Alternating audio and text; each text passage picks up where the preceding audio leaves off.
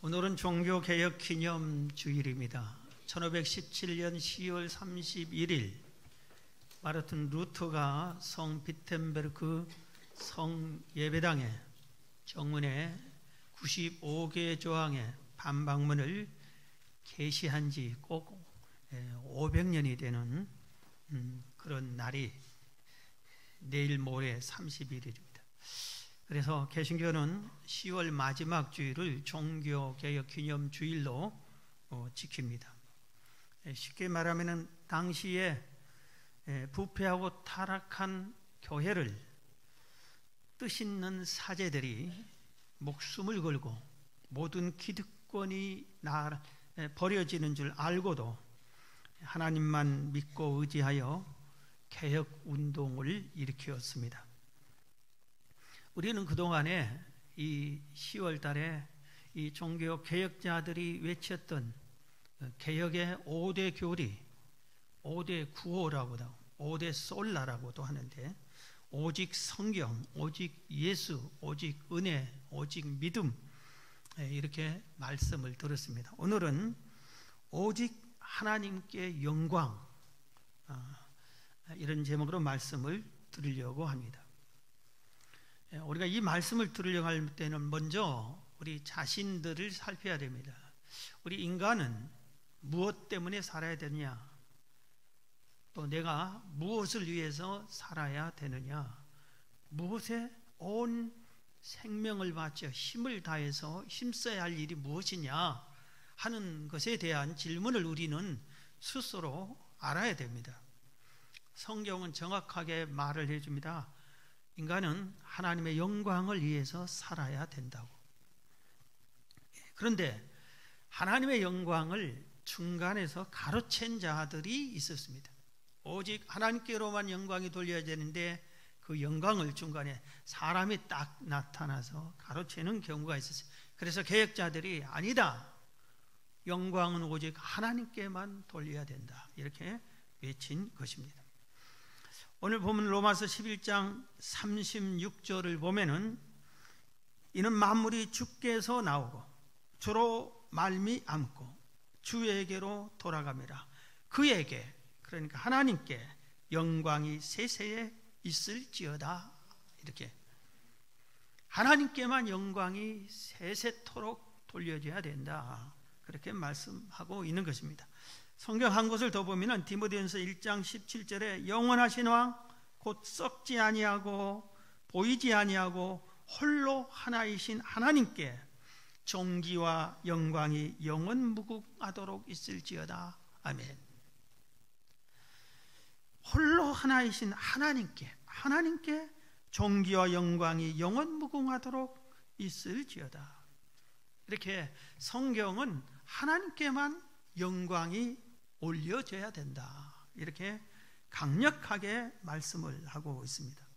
그런데 중간에 사람이 이 하나님의 영광을 가로채고 있는데 교황의 신격화가 그 대표적인 것입니다. 중세 가톨릭 교회는 교황을 신격화했습니다. 교황은 무오하다 했어요.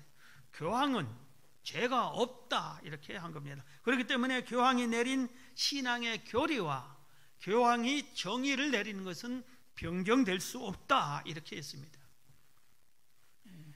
하나님이 말씀하시는 것이 변경될 수 없습니다. 하나님만이 오직 참 신이십니다. 그런데 어찌 사람이, 부모를 둔 사람이, 이렇게 사람에서 태어난 사람이, 온갖 죄가 가득한 인간이 무오하다, 죄가 없다, 하나님 말씀과 동등하게 내가 내린 말은 변경할 수 없다, 이렇게 할 수 있느냐 이겁니다. 그래서 뜻 있는 사제들이 그 말도 안 된 소리다고 외친 겁니다. 마리아를 하나님의 어머니로 신격화했습니다. 이 말은 이미 설명을 드렸어요. 마리아가 어떻게 하나님의 어머니가 될 수 있느냐 이겁니다. 마리아가 우리는 잘 아는 대로 거룩한 여성, 정결한 여성입니다. 그리고 신앙이 두터운 참 믿음의 여성입니다. 모든 사람들에게 존경받을 인간이 분명합니다. 그러나 그는 신은 아닙니다. 그런데 마리아를 신격화 또 하는 겁니다. 그래서 오늘날도 이 가톨릭은 마리아 앞에 절을 하고 합장을 하고 송호를 긋고 촛불을 켜고 기도를 마리아에게 드립니다. 인간이 인간에게 기도를 드리고 있습니다. 성인들을 숭배했습니다. 마리아의 많은 성인들을 신처럼 이렇게 숭배하는 그런 사상들을 가졌습니다. 오직 하나님께만 경배하고 하나님만 영광을 받아야 되는데 그 영광을 이들이 가로채게 이렇게 하는 것입니다. 그러면은 오늘날 우리는 괜찮으냐? 그렇지 않습니다. 오늘날도 하나님의 영광을 가로채는 사람들이 의외로 종종 많이 있습니다. 예를 들면은 하나님의 능력을 받아서 신유의 은사에서 병을 막 고쳐준다. 놀랍잖아요. 죽을 병을 고쳐줬잖아요. 그러니 그를 어떻게 여기서 너무 감사가 넘쳐서 정말 신같이 생각될 거 아니에요. 그러면은 내가 한 게 아닙니다. 나는 아무것도 아닙니다. 이렇게 바울처럼 그렇게 얘기하는데 그 영광을 중간에 가로채는 그런 자들이 있습니다. 예언의 은사를 받은 자들, 전도왕들, 기도왕들, 봉사왕들이 그런 하나님의 영광을 가로채기 잘합니다. 설교를 아주 은혜롭게 잘해서 많은 연예인들처럼 팬들이 조성돼 가지고 으쌰으쌰해서 우리 목사님 이런 사람들 중에서 하나님의 영광을 가로채는 자들이 종종 있습니다. 사업이 잘 된 사람, 승진이 아주 잘 된 사람, 자기 아들들이 자식들이 잘 되는 사람, 이런 사람들이 종종 하나님의 영광을 중간에서 가로칩니다. 내가 잘났어, 내가 기도해서, 내가 똑똑해서, 이렇게 하나님의 은혜, 하나님만이 하셨습니다는 이 본심이 사라져버린 하나님의 영광을 중간에 가로채는 무리들이 우리 주변에도 있을 수가 있다 이겁니다. 여러분, 오직 하나님께만 영광 돌리는 여러분 되시기를 주의 이름으로 축원합니다. 자, 그러면 왜 하나님께만 영광을 돌려야 하는가? 몇 가지를 말씀드리면, 오늘 본문 로마서 11장 36절입니다. 봅니다. 이는 만물이 주에게서 나왔다. 만물이 주에게서 나왔다. 그렇기 때문에 그에게 영광이 세세토록 있을지어다. 이렇게 만물이 주에게서 나왔다. 이 말은 하나님이 천지를 창조하셨다 이겁니다. 하나님이 우리를, 내가 하나님에게서 나왔다 이겁니다. 하나님이 나를 창조하셨다. 나를 지으신 이가 하나님이시다. 나는 하나님의 피조물이다 이 말입니다. 창세기 1장 1절 태초에 하나님이 천지를 창조하시니라. 너무나 정확한, 간단하지만 정확한 말씀. 저는 성경 66권 전체 말씀 중에서 이 창세기 1장 1절을 가장 소중히 여깁니다. 저는 이 말씀이 모든 성경의 열쇠와 같은 말씀이라고 여깁니다. 창세기 1장 1절 하나님이 태초에 하나님이 천지를 창조하시느라 이 말씀이 믿어지면은 모든 성경이 다 믿어지는 겁니다. 하나님이 천지를 창조하셨어요. 그렇기 때문에 창조주인 하나님이 피조물인 우리들을 통해서 영광 받는 것은 당연한 것입니다. 그래서 우리는 하나님을 영광스럽게 늘 영광을 올려드려야 되는 것입니다. 그 다음에 우리를 사랑하시고 죄에서 구원해 주셨기 때문입니다. 하나님이 우리를 사랑해서 독생자 예수님을 이 땅에 보내주시고 예수님대로 우리가 죽어야 할 자리에 대신 죽게 해주셔서 우리 죄를 대속해 주셨고, 예수님은 그 하나님 말씀에 복종해서 그 고난의 그 쓰라린 멸시 천대의 십자가를 친히 지심으로 우리를 사해 주셨어요. 죄에서 구원해 주셨습니다. 그렇기 때문에 이 하나님께, 이 예수님께 우리가 감사합니다 하며 영광 돌리는 것도 당연한 거예요. 물에 빠져 죽은 사람을 살려줬으면 그 사람에게 감사하는 것 당연한 거 아니에요? 우리 지옥 갈 사람을 건져줬는데 그 주님께 감사 돌리는 건 당연한 거 아니에요? 영광 돌리는 건 당연한 거 아니냐고요. 왜 하나님께 영광을 돌려야 하는가? 또 지금 오늘 본문에 다시 본문 로마서 11장 36절을 보면, 이는 만물이 주께서 나오고 그 다음에 주로 말미암고 그리고 주께로 돌아감이라 그에게 영광이 세세토록 있을지. 이 말은 뭐냐면은 주로 말미암았다는 것은 하나님의 지음을 받은 우리가 이 땅에서 사는 모든 삶이 주로 말미암아 살아 우리를 인도해 주시는 분이고 우리를 보호해 주시는 분이 우리의 창조주 하나님이시라는 뜻이야. 그러므로 하나님이 나를 사랑하시고 하나님이 나를 이 땅에서 내버려 둔 게 아니라, 죄에서 건져주시고 끝나는 게 아니라 우리를 보호해 주시고 돌봐주시고 인도해 주시는 것을 믿으시기를 바랍니다.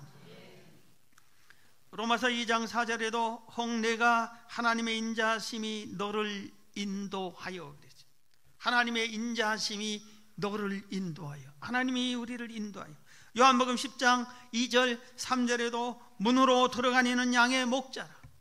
예수님은 선한 목자예요. 문지기는 그를 위하여 문을 열고 양은 그의 음성을 듣나니 그가 자기의 양의 이름을 각각 불러 인도하여 내느니라. 선한 목자인 예수님께서 양인 우리들을 한 명 한 명 인도하여 됩니다. 저의 최대 단점 중에 하나가, 목회자로서 정말 단점, 너무나 마음 아픈 단점 중에 하나가 사람을 잘 잊어버려요. 오늘 보고 내일 잘 잊어버려요. 저분이 우리 교회 성도가 맞나? 같이 등록하고 인사하고 그렇게 했는데도 여러 번 만나야, 어떤 가정은 신방 가서 얼굴을 익혔는데도 얼마 지나면 잊어버려요. 최대 단점. 다행히 제 아내가 그걸 잘 해가지고, 아내가 아는 체 하면 내가 얼른 같이 아는 체. 제가 억지로 잊어버린 게 아닌 게 조금 죄송스러운 게 덜하긴 하지만, 그런데 우리 주님은 나와 정반대요. 모두를 한 명 한 명을 다 알으셔. 이름을 다 부르셔. 아무개야 아무개야 아무개야. 우리를 사랑하셔서 그렇게 늘 품에 안으시고 인도하시고, 그리 가면은 가시밭길이다. 야, 너 왜 그리 가니? 거기는 이리가 숨어 있다.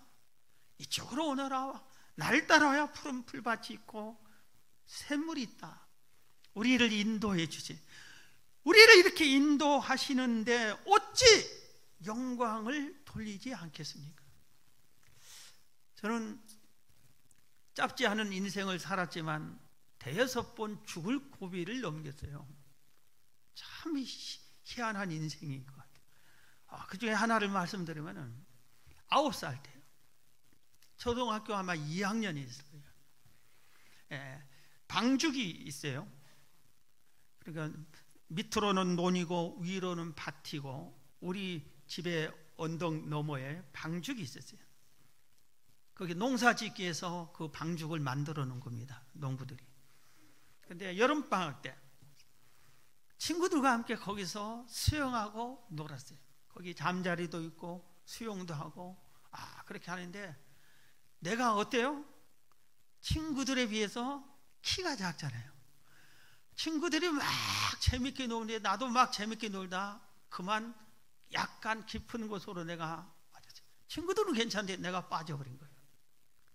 그런데 그 순간에, 여러분, 사람이 위태한 상황을 만나면은 똑딱 1초는 금방인 것 같은데 생각은 많이 깁니다. 이건 경험해 본 사람만 알아요. 그래서 그 순간에 내가 이 옆에 있는 친구를 붙잡지 않으면 나는 물에 빠져 죽는다는 이 생각만 있어도 목숨 걸고 이 친구를 잡아야 한다고 옆에 있는 친구가 이렇게 해서 다리를 붙잡았어요. 근데 이 친구가 내가 얼마나 세게 붙잡는 거 점점 빨려 내려가는 거예요. 같이 이제 물에 빠지고 나는 물 먹고 꿀꺽 하면서 이렇게 하고 그 친구도 점점 이제 같이 이렇게 빠져 내려가는 거예요. 이 친구는 나를 떨쳐버리려고 온 힘을 다해서 떨치는 거고 나는 죽어라 붙잡고, 근데 옆에 있는 친구들이 도와줘야 되잖아요. 근데 둘이 물장난한 줄 알아요. 장난한 줄 아는 거예요. 왜? 그리 깊지 않은 것이 안으로 들어가야 좀 깊고, 근데 내가 키가 작았잖아요. 그러고 나서는 전 정신을 잃어버렸어요. 근데 나중에 눈을 뜨고 보니까 연못, 이 방죽 이 옆에 나가 누워 있어요. 그런데 모두들 나를 쳐다보고 두려운 불안한 눈동자로 다 나를 쳐다보고 있는데 내가 눈을 방긋 떴어요. 알고 보니까 다 죽어가고 있는데 웬 어른 한 사람이 거기를 지나가는데 빠져 죽어가는 거예요. 그래서 뛰어와서 나를 건져내서 그냥 배를 쓰다 줍고 가슴을 치고 해서 내가 물을 옆으로 흘러내면서 살아났어요. 그래서 저는 이렇게 생각했어요. 그 어른을 동네 마을도 아니고 뜨거운 여름에 논밭에 뭐 할 일 있다고 이리 왔겠는가. 그 사람을 하나님이 보냈을 거다. 난 그렇게 개인적으로 믿고 있어요. 얼마나 감사한지. 그런데 놀라운 것은 거기서 한 500m, 몇백 미터 좀 나가면 큰 저수지가 있어요. 그런데 무서운 실제 이야기가 있었어요. 3년에 한 번씩 9살짜리 남자애가 죽었어요. 그런데 9살짜리가 죽었는데 3년 후에 9살짜리 남자가 또 죽고 3번 죽었어요. 이제 4번째 죽을 해인데 내가 9살짜리예요. 그 저수지가 아니라 이 밑에 이 작은 연못에서 나는 살아났어요. 실제로 그렇게 죽었었어요. 그렇기 때문에 그 사람들이, 동네 사람들이 3년에 9살짜리 있는 부모님들이 두려워했어요. 우리의 가는 인생 길을 하나님이 보호해 주시고 인도해 주시는 것을 믿으시기 바랍니다. 그래, 하나님께 영광 돌려야 돼요. 하나님께. 네. 자, 그 다음에 왜 하나님께 영광 돌려야 되냐면 인생 마지막에 심판이 있기 때문에 그래요. 오늘 본문에 36절 다시 봅니다. 이는 만물이 주께서 나오고 저로 말미암고 그 다음에 어떻게 주에게로 돌아감이라. 우리는 주께로 다시 돌아감이라. 그러니까 그에게 영광이 세세토록 있을지어다. 우리는 우리 여러분들도 마찬가지예요. 아무리 외쳐도 이 말은 잘 내 마음에 들게끔 잘 순종을 못하는 것 같아요. 그게 뭐냐면은 이 땅에 많은 예수 믿는 성도들이 대부분이 어떻게 하면 이 세상에서 행복하게 살까? 어떻게 하면 이 세상에서 건강하게 살까? 어떻게 하면 이 세상에서 잘 될까? 여기에 온통 집중하면서 사는 것 같아요. 그런데 성경은 그게 아니다. 이 땅도 중요하지만 너희들은 영원한 내세에 가야 된다. 내세가 더 중요하다. 내세가 그리로 돌아간다. 주께로 돌아간다. 주님께서 육은 이 땅에 잠깐 살고 끝나고 영원히 주 앞에 돌아가서 심판을 받는다. 그러니 이 영혼을 소중히 여기고 천국의 삶에 소중히 여기고 그 천국을 사모하면서 희망을 거기 두고 살아라. 그래서 죽음을 준비하는 자가 가장 지혜로운 자다. 성경이 이렇게 아무리 가르치는데도 우리는 죽음은 나중 문제고 내세는 나중 문제고 우선 지금 어떻게 살까, 어떻게 먹을까, 어떻게 내가 행동을 해야 될까, 이 세상에서 뭐가 필요한데 자꾸 이런 것, 세상의 것만 관심을 갖고 있어요. 오늘 하나님이 우리를 심판하세요. 그렇기 때문에 우리는 심판을 준비하면서 이 심판주인 하나님께 영광을 돌려야 될 줄 믿으시기 바랍니다. 우리가 하나님께 영광을 돌려야 된다고 성경이 이렇게 가르치고 명령하는데 하나님께 영광 돌리지 않으면 책망하십니다. 그리고 진노도 하시죠. 누가복음 17장 11절 이하에 보면 예수께서 예루살렘으로 가실 때 사마리아와 갈릴리 사이로 지나가시다가 한 마을에 들어가시니 나병 환자 10명이 예수를 만나 멀리 서서 소리를 높여 이르되 예수 선생님이여 우리를 불쌍히 여기소서 하거늘 보시고 이르시되 가서 제사장들에게 너희 몸을 보이라 하셨더니 그들이 가다가 깨끗함을 받은지라. 그 중에 한 사람이 자기가 나은 것을 보고 큰 소리로 하나님께 영광을 돌리며 돌아와, 하나님께 영광을 돌리며 되돌아와 예수의 발 아래 엎드려 감사하니 그는 사마리아 사람이라. 예수께서 대답하여 이르시되 10사람이 다 깨끗함을 받지 아니하였느냐? 그 9은 어디 있느냐? 그 9은 어디 있느냐? 왜 9은 하나님께 영광 돌리지 않고 나한테 와서 감사하지 않느냐, 이 말입니다.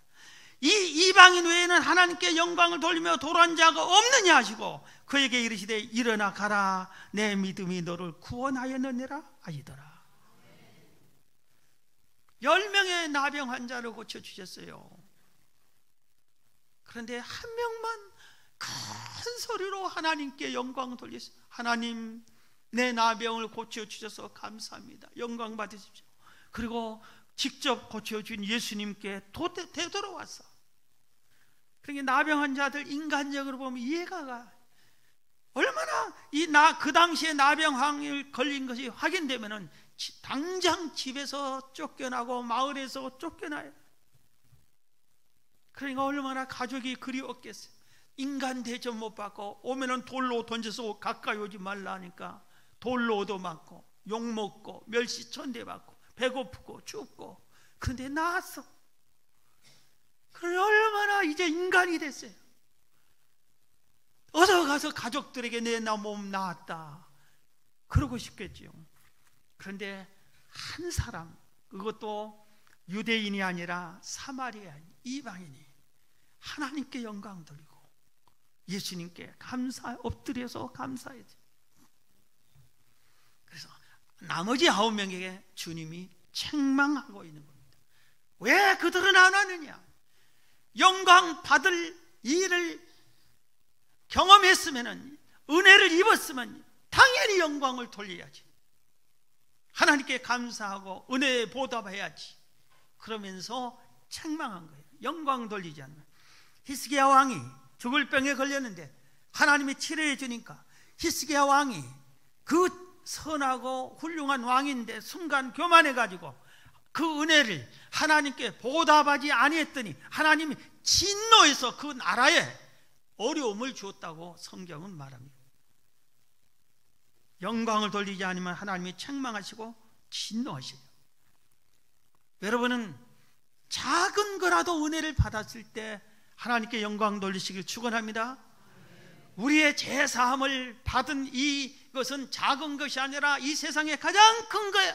지옥 갈 나를 건져서 천국 갈 수 있게 해준 이 은혜는 얼마나 상상할 수 없는 큰 거예요. 그렇기 때문에 우리는 죽을 때까지, 천국 갈 때까지 하나님께 영광을 돌리면서 살아야 되는 거예요.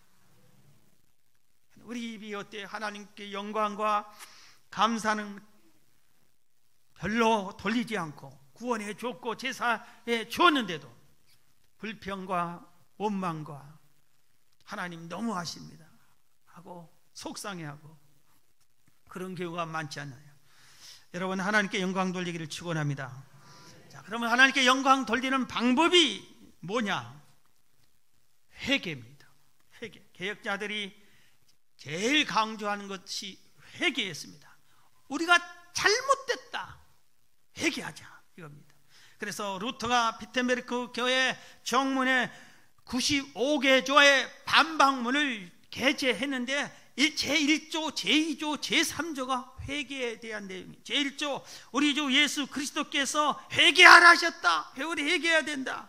2조, 예수님이 회개하란 말의 뜻은 신부에게 죄를 고백하는 고해성사, 그게 아니다. 고해성사로 죄를 회개하려고 그래요. 죄를 짓고 하나님께 나와서 내가 죄를 지었습니다, 자백하고 뉘우치고 회개해야 되는데, 그러지 않고 뉘우치는 마음 하나도 없이 그냥 사제 앞에서 고해성사만 하고, 내가 이런 죄를 잘못했습니다, 내 죄를 사하노라, 이 말만 들으면 끝이에요. 그러니까 지금 루터가 그게 아니다, 제 회개는 고해성사가 아니다, 이렇게 2조에 말했어요. 제3조, 참된 회개는 마음으로만 하는 것이 아니라 육신의 정욕을 죽여야 된다, 이겁니다. 참된 회개는 마음으로만 뉘우치고 눈물 흘리고 용서해 주세요 하고 몸은 또 죄 짓고, 그건 참된 회개가 아니라 이겁니다. 몸도 같이 회개해서 육신의 생활이 변화가 나타나서 회개하는 자처럼 살아야 되는 겁니다. 여러분, 참된 회개하시기를 축원합니다. 영광 돌리는 방법 두 번째는 불우한 이웃을 돌보는 겁니다. 루터의 95개조 반박문 제43조에 그리스도인이 가난한 자에게 주고 어려운 이웃에게 빌려주는 것이 면죄부를 사는 것보다 낫다 그랬습니다. 부자들이, 돈 있는 성도들이 가장 쉬운 방법, 돈 주고 면죄부만 사면 죄를 용서받는 방법으로 그렇게 살았고, 자기 주변에 가난해서 헐벗고 어려운 이웃이 도와달라 해도 외면하고 대문을 닫아버렸습니다. 그게 아니다, 이겁니다. 내 이웃을 내 몸같이 사랑하라, 주님이 말씀했습니다. 그렇기 때문에 우리는 어려운 이웃을 돌봐야 돼요. 교회가 어려운 이웃을 돌보지 않으면 교회가 아니에요. 성도가 어려운 이웃을 돌보지 않으면 참된 성도라 할 수 없어요. 가장 핵심적인 영광 돌리는 방법은 예배입니다. 우리 전도서 12장 13절에 하나님을 경외하고 그 말씀을 지켜서 하는 것이 모든 사람의 본분이라고 그래요. 그래서 예배는 두 가지가 있어요. 두 가지. 하나는 우리가 이렇게 주의 전에 나와서 하나님께 예배 드리는 것. 그 다음 하나는 삶의 예배예요. 내 삶의 현장에 나아가서 예배하는 예배자처럼 사는 겁니다. 직장에서 예배자로 사는 거예요. 그래서 많은 사람, 우리가 예배 드릴 때 찬양하고 기도하고, 예배 드리면서 죄 짓습니까? 예배 드리면서 막 싸우고 욕하고 그럽니까? 직장에서 죄 짓지 않고 싸우지 않고 욕하지 않고 예배자처럼 예배 드린 것처럼 직장 생활하고 가정에서 사회에서 예배자의 삶을 사는 겁니다. 그래서 예배는 이렇게 주의 전에 나와 예배 드린 것과 삶의 예배가 함께 이어져야 돼요. 함께 드려야 돼요. 그래서 바른 예배는 준비하여 드린 예배고, 회개하여 자신을 정결케 하는 예배이고, 신령과 진리로 드리는 것이고, 믿음으로 드리는 것이고, 하나님의 임재를 믿고 하나님과 동행하는 예배. 삶의 예배는 하나님과 동행하는 거예요. 하나님께 상달되는 예배를 드려야 되네요. 우리의 이 시간 드리는 예배도 하나님께 상달되어야 되지만 우리의 삶의 모습도 하나님께 상달되어야 돼요. 세상에서 빛과 소금이 되는 삶의 예배도 드려야 됩니다. 이게 바른 예배입니다. 여러분, 바른 예배자가 되기를 주의 이름으로 축원합니다. 그 다음에 영광 돌리는 법 하나 더 있는데, 하나님을 찬양하며 그 사랑을 전하는 것이, 하나님이 살아계십니다. 하나님이 우리를 이토록 사랑해서 독생자 예수님을 보내주셨습니다. 예수님이 내 죄를 대속해 주셨습니다. 이 귀한 기쁜 소식, 복된 소식을 전하는 것이 하나님께 영광 돌리는 방법이에요.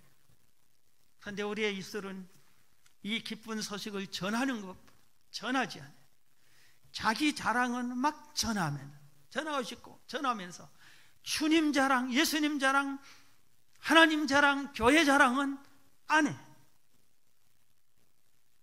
자랑하지 말아야 할 것은 자랑하고 싶어서 자랑을 막 하고, 해야 할 자랑은 하지를 않아요. 하나님께 영광은 전하는 거예요. 예수님을 전하는 거예요. 복음을 전하는 거예요. 천주교 미사와 우리의 예배에 다른 점이 있습니다. 거기는 예배를 미사라고 해요. 우리 비슷한 것까지. 그렇지 않아요. 천주교 미사는 죄를 용서해 달라고 미사를 드립니다. 그리고 은혜를 달라고 미사를 드립니다. 복을 달라고 미사를 드립니다. 성모 마리아에게 기도하는 것 100%가 다 이렇게 해주세요, 저렇게 해주세요, 이게 미사입니다. 그런데 우리 기독교 예배는 죄를 용서해 달라고 예배 드린 게 아니라 죄 사함을 받았기 때문에 감사함으로 예배를 드리는 겁니다. 은혜를 받았기 때문에 감사함으로 드린 겁니다. 감사함으로 영광을 하나님께 돌리는 겁니다. 그래서 내가 그래 비록 이 땅에 사는 동안에 풍랑을 만나고 고난을 만나고 어려운 일을 당했을지라도 내 영혼은 구원해 주신 하나님께 감사하며 영광 돌리는 것, 이게 우리의 예배입니다. 우리도 불교인들처럼 탑을 돌리면서 복을 주세요, 복을 주세요, 이래 주세요, 이래 주세요, 이것만 가지고 있으면은 불교인이나 천주교인과 우리가 똑같아요. 하박국 선지자처럼 비록 애양간에서 한 마리가 없어도, 과일나무의 열매가 하나도 거두지 못했어도 나는 여호와로 인하여 감사하며 그에게 영광을 돌리는 이런 삶을 사는, 우리의 삶이 이 세상의 삶이 전부라면은 그런 일을 당할 때는 당연히 원망하고 속상해야 되죠. 그런데 우리의 삶은 이 세상엔 잠깐이고 영원한 천국이 우리의 삶이기 때문에 우리가 천국을 바랍니다.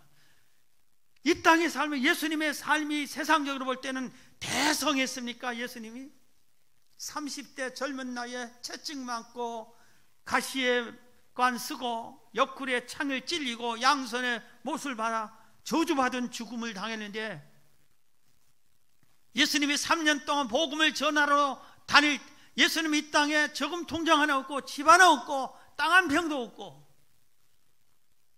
고난의 길만 걸어갔는데 그게 실패의 삶입니까?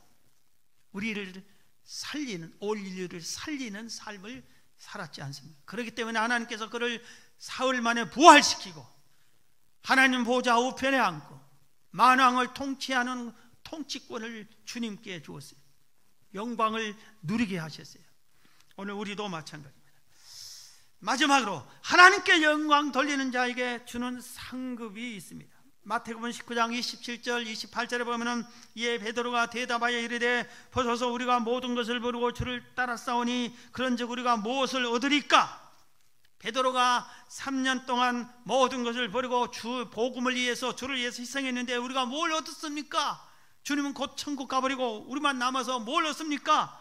그러니까 28절에 예수께서 이르시되 내가 진실로 너희에게 이르노니 세상이 새롭게 되어 인자가 자기 영광의 보좌에 앉을 때, 세상이 예수님이 만왕의 왕으로 재림하셔서 백보좌에 앉아 세상을 심판하실 때, 나를 따르는 너희도 12보좌에 앉아 이스라엘 12지파를 심판하리라. 주를 위해 희생한 헌신 그들에게도 이렇게 주의 영광스러운 일을 옆에서 돕는 자의 은혜를 베풀었어요. 골로새서 3장 4절에 우리 생명의 신 그리스도께서 나타나실 그때 너희도 그와 함께 영광 중에 나타나리라. 주님이 다시 오십니다. 그럴 때 주님께 영광 돌리는 삶을 살았던 사람들은 주님과 함께 영광 중에 나타난다 이겁니다. 자, 오늘 성찬식이 있기 때문에 말씀을 마칩니다.